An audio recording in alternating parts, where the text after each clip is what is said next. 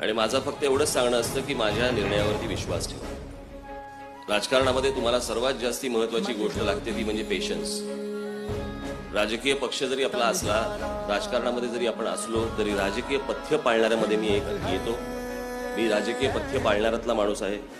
व्यवहार मलाही कळतात, परंतु या व्यवहाराच्या पलीकडे काही गोष्टी असतात, काही वेळेला माणुसकी असते. कारण मला असल्या गोष्टी घडणाऱ्या गोष्टी मला आवडत नाही.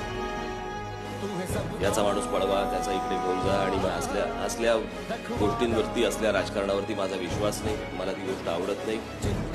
आणि म्हणून मला असल्या भिकार राजकारणामध्ये मला कधी इंटरेस्ट नव्हता, आजही नाहीये, उद्याही नसेल. मला असलं राजकारण करून महाराष्ट्रामध्ये सत्ता आणायची नाही.